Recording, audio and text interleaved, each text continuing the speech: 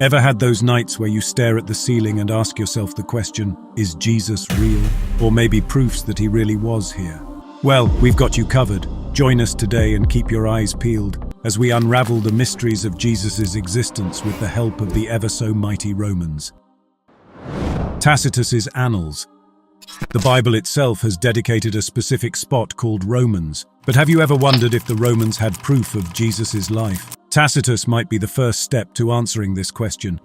Though who is Tacitus? Tacitus is a renowned Roman historian who provides a critical and crucial historical reference to Jesus and early Christianity in his work called Annals, written around 116 AD. In Book 15, Chapter 44, Tacitus recounts the aftermath of the Great Fire of Rome in 64 AD and Emperor Nero's response.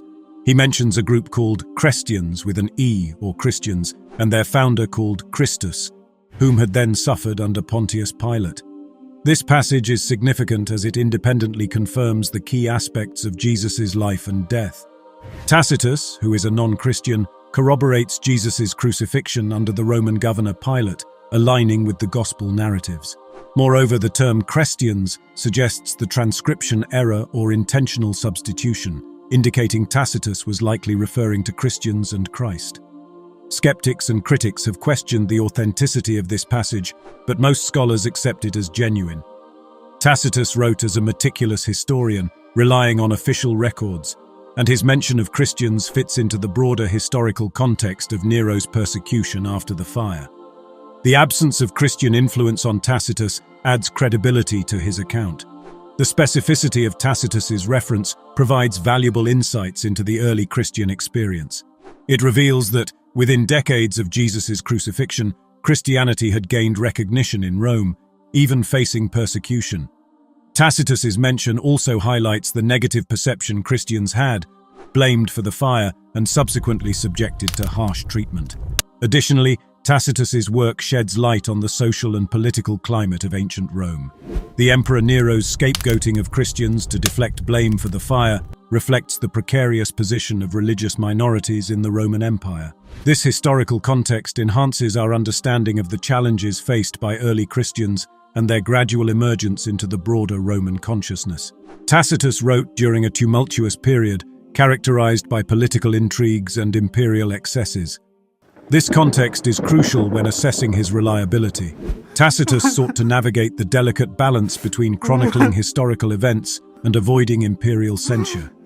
His works, including the Annals, reflect a careful consideration of his audience, often resorting to veiled critiques of imperial power. In the case of his mention of Jesus and Christians in the Annals, the context is the aftermath of the Great Fire of Rome in 64 AD. Tacitus provides a detailed account of Emperor Nero's response, blaming Christians for the fire. This context is essential for understanding Tacitus's narrative choices. He wrote during a time when Christians faced persecution, and his account aligns with the prevailing anti-Christian sentiment, shedding light on the challenges early Christians encountered in Roman society. The reliability of Tacitus as a historian is evident in his methodology. He relied on a variety of sources, including official records and eyewitness accounts. Tacitus's commitment to factual accuracy is demonstrated in his careful use of language and avoidance of sensationalism. His disdain for what he perceived as moral decline in Rome also adds a layer of authenticity to his writings, as he wrote with a sense of moral purpose. Critics have raised concerns about the potential for later Christian interpolations in Tacitus's work. However, the absence of any pro-Christian bias in his writings and the overall tone of his narrative argue against significant alterations by later scribes. Tacitus, as a non-Christian, had no vested interest in glorifying or distorting the events related to Jesus and Christians. Josephus's Antiquities with the Jews. Flavius Josephus, a Jewish historian born in Jerusalem in 37 AD, provides notable references to Jesus in his work Antiquities of the Jews, written around 93-94 AD. Two key passages, namely the Testimonium Flavianum and the reference to James, the brother of Jesus, have been subjects of scholarly examination and debate. The Testimonium Flavianum, found in Book 18, Chapter 3, Paragraph 3, is the most discussed passage. It acknowledges Jesus as a wise man, a doer of wonderful works, and states that Pilate condemned him to the cross. Scholars have debated the authenticity of this passage, with some suggesting later Christian interpolations.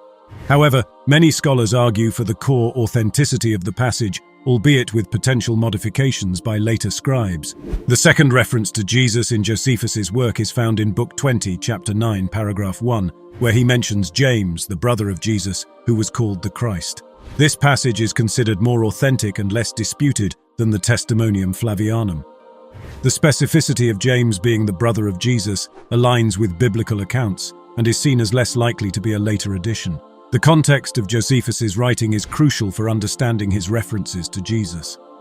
Living in a post-Jewish war era, Josephus sought to navigate the political landscape and establish credibility among both Jews and Romans.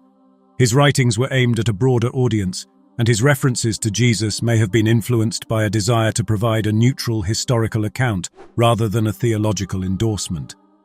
Josephus's background as a Jewish historian also plays a role in shaping his narrative. His works aim to preserve the history and traditions of the Jewish people, and his references to Jesus reflect a broader context of Jewish interactions with messianic figures during the turbulent times of the first century. While Josephus's references to Jesus provide valuable insights, they are not without challenges. The Testimonium Flavianum in particular has faced skepticism due to its potential manipulation over time. Despite these challenges, Josephus's accounts contribute to the broader historical understanding of Jesus' existence and the emergence of Christianity in the context of ancient Judaism. Two key passages, namely the Testimonium Flavianum and the reference to James, the brother of Jesus, have been subjects of scholarly examination and debate. The Testimonium Flavianum, found in Book 18, Chapter 3, Paragraph 3, is the most discussed passage. It acknowledges Jesus as a wise man, a doer of wonderful works, and states that Pilate condemned him to the cross. Scholars have debated the authenticity of this passage, with some suggesting later Christian interpolations. However, many scholars argue for the core authenticity of the passage, albeit with potential modifications by later scribes. The second reference to Jesus in Josephus's work is found in Book 20, Chapter 9, Paragraph 1, where he mentions James, the brother of Jesus, who was called the Christ. This passage is considered more authentic and less disputed than the Testimonium Flavianum. The specificity of James being the brother of Jesus aligns with biblical accounts and is seen as less likely to be a later addition. The context of Josephus's writing is crucial for understanding his references to Jesus. Living in a post-Jewish war era, Josephus sought to navigate the political landscape and establish credibility among both Jews and Romans. His writings were aimed at a broader audience, and his references to Jesus may have been influenced by a desire to provide a neutral historical account rather than a theological endorsement. Josephus's background as a Jewish historian also plays a role in shaping his narrative. His works aimed to preserve the history and traditions of the Jewish people, and his references to Jesus reflect a broader context of Jewish interactions with messianic figures during the turbulent times of the first century. While Josephus's references to Jesus provide valuable insights, they are not without challenges. The Testimonium Flavianum, in particular, has faced skepticism due to its potential manipulation over time. Despite these challenges, Josephus's accounts contribute to the broader historical understanding of Jesus' existence and the emergence of Christianity in the context of ancient Judaism. The authenticity of Josephus's references to Jesus, particularly the Testimonium Flavianum, has been a subject of scholarly inquiry and debate. Some scholars argue that the passage contains later Christian interpolations, while others contend that it retains a core authentic element. One argument against the complete authenticity of the Testimonium Flavianum is its Christological language, which seems more in line with Christian theology than Josephus's typical writing style. The description of Jesus as the Christ and the Savior appears inconsistent with Josephus's Jewish perspective. Some scholars propose that later Christian scribes modified the passage to enhance its alignment with Christian beliefs. One example of potential interpolation is the phrase, "if it is fitting to call him a man." This wording suggests a level of theological reflection that might not be characteristic of Josephus. Critics argue that this could be an insertion by later Christian copyists seeking to emphasize Jesus' divine nature. However, defenders of the passage suggest that Josephus, while not embracing Christian theology, might have acknowledged Jesus as a significant historical figure. On the other hand, the reference to James, the brother of Jesus, is generally considered more authentic. The specificity of naming James as the brother of Jesus aligns with historical and biblical accounts. The absence of overtly Christological language in this passage makes it less susceptible to accusations of later Christian interpolation. Scholars find it plausible that Josephus would have mentioned James in the context of a legal trial without the need for significant theological embellishment. The examination of language, style, and contextual coherence within Josephus's works is crucial in evaluating the potential for later Christian interpolations. Scholars engage in meticulous linguistic analysis and comparative studies to identify anomalies that might indicate later additions to the text. Pliny the Younger's letters to Emperor Trajan.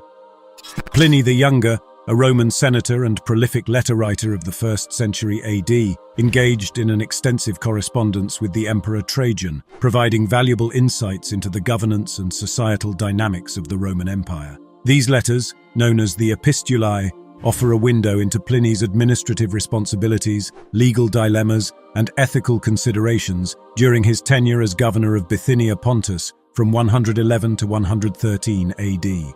One notable aspect of Pliny's letters to Trajan is his consultation on matters of governance and justice. In Letter 33, Pliny seeks guidance on how to deal with Christians, a group he encountered in his province.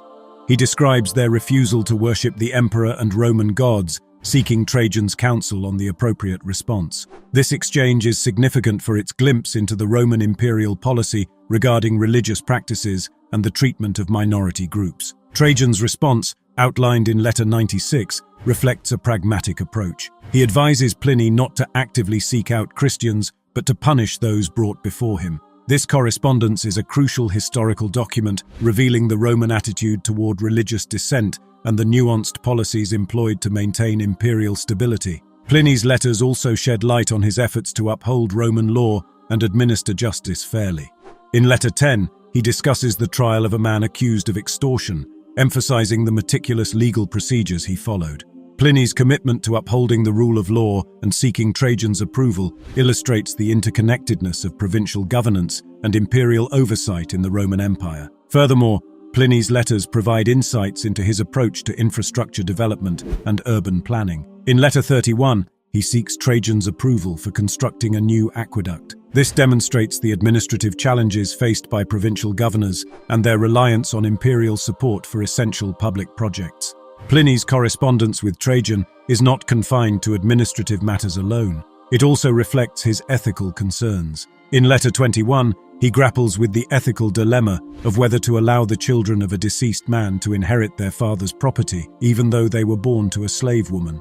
Pliny seeks Trajan's guidance on this moral quandary, showcasing the emperor's role as a source of ethical authority in addition to political leadership. Pliny the Younger's letters to Emperor Trajan provide a unique insight into his observations regarding Christian practices during his governance of Bithynia Pontus.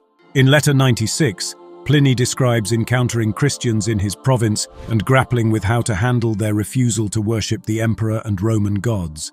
This correspondence is a key historical source for understanding early Christian communities and their interactions with Roman authorities. Pliny's observations highlight the distinctiveness of Christian worship. He notes that Christians gathered before dawn to sing hymns to Christ as a god. This early description offers a glimpse into the devotional practices of these communities, emphasizing their commitment to a deity separate from the traditional Roman pantheon.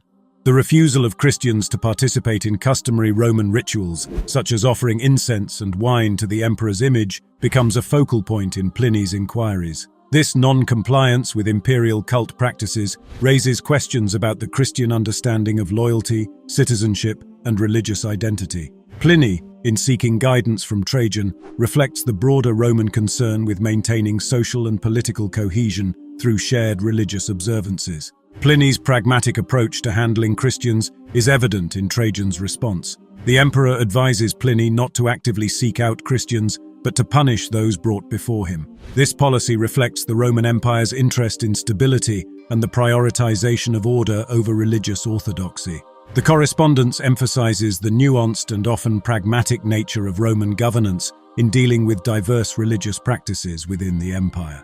The challenges posed by Christian beliefs and practices prompt Pliny to interrogate members of the community, including deaconesses, to understand the extent of their adherence to Christian tenets. Pliny's inquiry into the organizational structure of the Christian community and the roles of its members provides valuable glimpses into the early development of Christian ecclesiastical structures. Suetonius's Lives with the 12 Caesars. Suetonius, a Roman historian of the 2nd century AD, provides a brief but intriguing mention of a figure named Chrestus in his work Lives of the 12 Caesars, specifically in the biography of Emperor Claudius. The passage in question, found in Claudius 25.4, refers to an expulsion of Jews from Rome during Claudius's reign due to disturbances caused by followers of Chrestus. The mention of Chrestus has been interpreted by scholars as a reference to Christ and a possible early indication of Christian activities in Rome. The name Chrestus was a common variant of Christus, and Suetonius's account aligns with the historical context of Christian expansion in the 1st century AD. This passage does not provide detailed information about Jesus, but offers a valuable historical glimpse into the presence and impact of early Christianity in Rome. The disturbances among Jews in Rome mentioned by Suetonius could be linked to conflicts arising from the spread of Christian teachings and the formation of Christian communities. The ambiguity in Suetonius's account raises questions about the nature of these disturbances and the role of Chrestus. Some scholars suggest that these conflicts could have been sparked by debates and disagreements among Jews in Rome regarding the emerging Christian movement, with Chrestus possibly acting as a focal point of contention.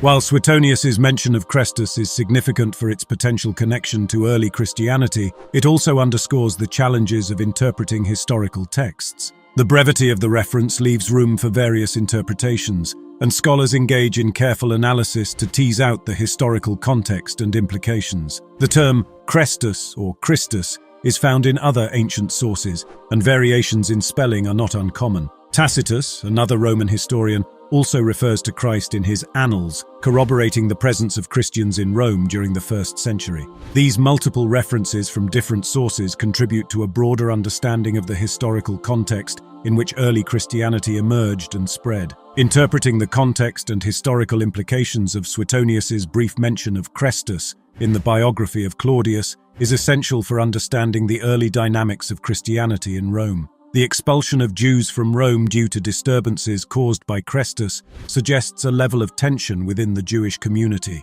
likely stemming from the emerging Christian movement. The historical context of the mid-1st century AD is crucial for interpretation.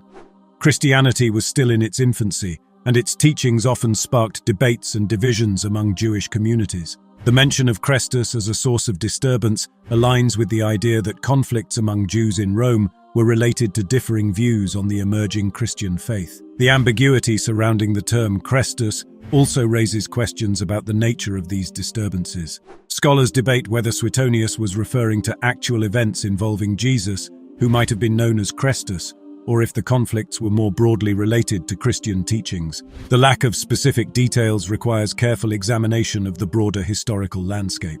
Suetonius's mention of Chrestus gains additional historical weight when considered alongside other Roman sources like Tacitus and Jewish sources like Josephus, both of whom also reference Christ and Christians in the context of 1st century Rome. The convergence of these references strengthens the historical reliability of the presence and impact of early Christianity in the capital of the Roman Empire. Pontius Pilate's inscription, the Pilate Stone, a significant archaeological discovery unearthed in 1961 at Caesarea Maritima, stands as a tangible link between archaeology and biblical history. This artifact, an inscription on limestone, provides a mention of Pontius Pilate, the Roman governor who played a pivotal role in the trial and crucifixion of Jesus. The inscription reads, Pontius Pilatus, prefect of Judea, and serves as a vital historical confirmation of the existence of the man central to the Gospel accounts.